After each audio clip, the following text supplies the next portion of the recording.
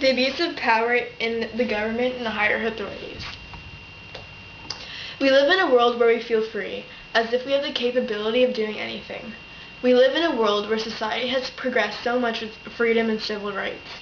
Yet at the same time, I feel as though they've lessened and lessened, ironically contradicting it, doing the opposite than that of what they stand for. It, as in the government, and the choices they make that directly affect us. You see, ever since my family got rid of television, I felt more enlightened than I used to. Living life with just that less many advertisements being shoved down my throat is really quite enlightening. Who would have known? I've come to notice the way that we view media's fictional stories and how greatly they depict the view of our realities. We've been brought up watching films and shows about over-dramatic petty problems.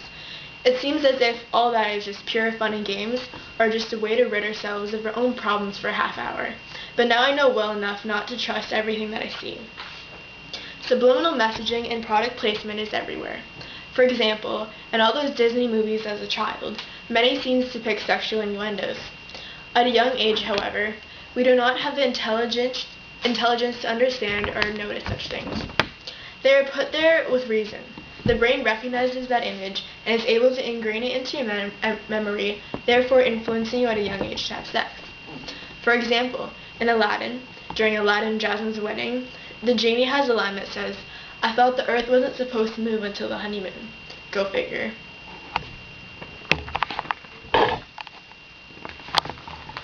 For instance, in The Lion King, they slyly wrote sex in the sky with stars.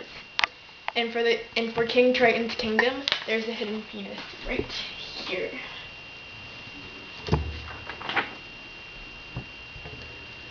How about your favorite television shows? The product placement rate has skyrocketed.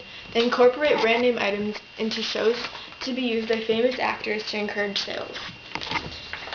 Instances of product placement can be seen in Back to the Future for the Nike shoes, and sex-selling Angry Birds of all things, and the Coke cups in American Idol. There's this concept that has been turning over in my head for a while now, that everything we know is being filter-fed to us. Like babies letting their mothers spoon-feed them seemingly delectable baby food into their mouths, when in reality it is the farthest thing from that. And it is that faithfulness and trust that we naturally have for higher authority. From the beginning of history, we have been this way. We are gradually and inconspicuously forced to attain knowledge of how the world should work. Whether it was from back in history when the king and queen sent out letters attached to birds to send out their latest message. I think of this now and wonder how that method was ever so trustworthy. We've evolved that similar idea, but through the media and technology, which has become so ingrained into our lives, it has gone pretty much unnoticed. Who else could be behind all of this madness? No other than the big guys that are in charge. Off the top of my head, I'd say that'd be businessmen and politicians, and what drives them is money and power. They are starved for these, and are more than willing to go the mile to get what they want. Free for all is a matter of fiction now.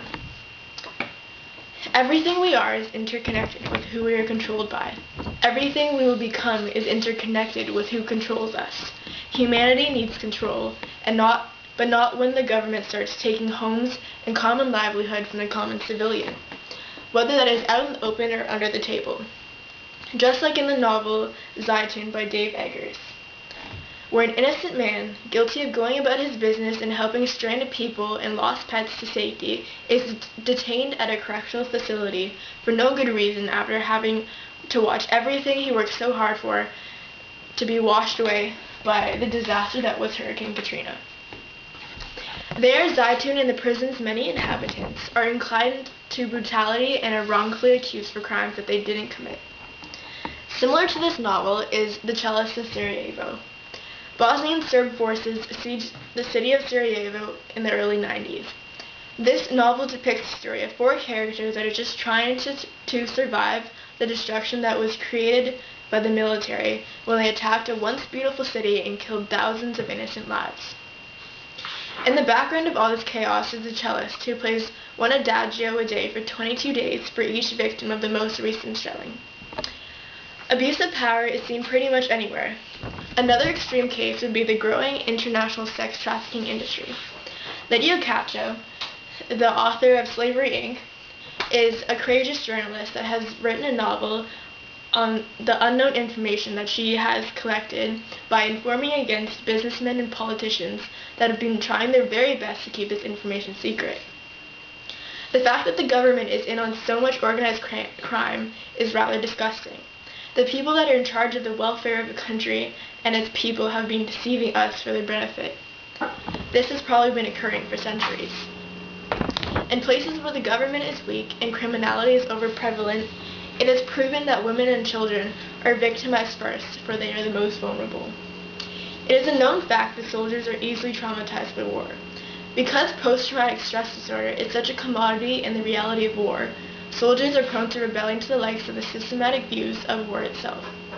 To prevent rebellious acts against the military by their own, the U.S. military has created a form of therapeutic release which the Thai government has provided for the U.S. Army.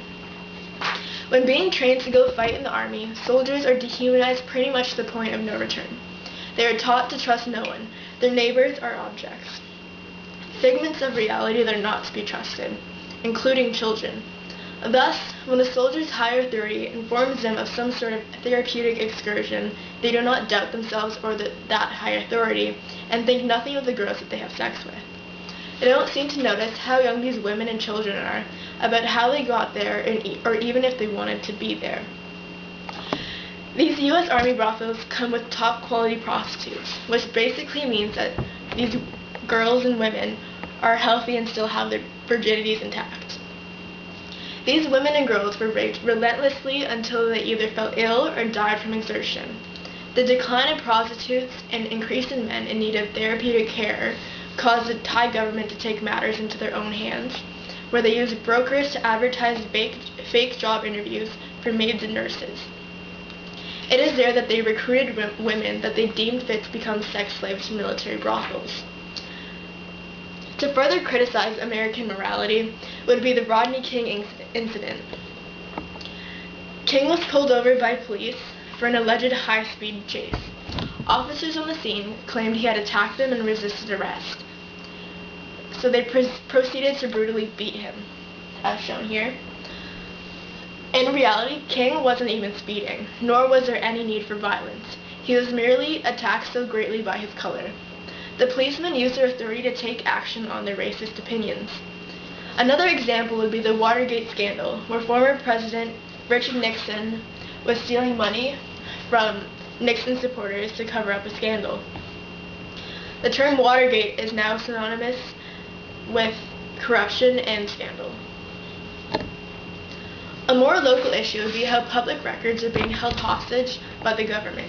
They have made it especially difficult for people to uncover information that should be public. The government delays access to information first, taking weeks or even months for someone to access a simple document. Secondly, they have created a law that an individual must pay a fee to access said public record. Or how about Bill 115 and how Ontario's Premier Dalton McGuinty said how he doesn't understand why teachers are involving students in their dispute over money by stopping voluntary activities and staging one-day strikes. What McGuinty doesn't understand, apparently, is that teachers aren't just fighting for money factors, but mostly they're fighting for their voice. His commentary is really quite misleading. Considering as a premier, he is stating a biased opinion rather than a fact. As students, we're also unaware of such activity to the last minute when all our cherished extracurriculars were ripped away from us. Not saying so to be dramatic, but that is just how it felt. It is the same higher authority's fault that our teachers were pushed to do something so drastic. The news, which is our society's vital source for international information, is the media, which scratches the back of the government and vice versa. The government scratches the back of the media. Why is it that these people have a say for what we want to do with our lives? Why do we let them control us? We've all believed in the con. To be conned is to be persuaded to do or believe something, typically for deceptive manners, something like Santa Claus, St. Nicholas. Many people celebrate Christmas.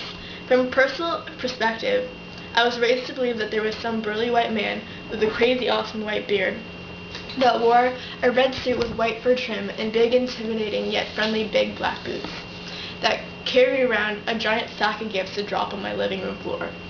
If you don't know who this old St. Nicholas fellow is, he probably sounds fairly scary, intimidating, and a little bit on the nuts side. We are blinded by consumerism. They have us brainwashed into thinking we need every little thing that sparks our interest. Having us continually purchasing needless items helps fuel that same higher authority. This westernized way of thinking that we're so accustomed to is most often pure selfishness. And it is that selfishness that fuels this issue. I see how this can be seen as a big preaching expedition, but it's more than that. It's about awareness on a conflict that we are all accustomed to. Something that is both indescribable and explainable. What needs to be controlled. We strive for control. Some like to be controlled while others like to be the controller, the side that calls the shots. Go out into the world and do as you're told, but remember that sometimes you just don't need to, even if it is presumably the wrong thing. Do as your gut tells you. We need guidance as a whole. However, I don't think that abuse of these powers is in the guidelines.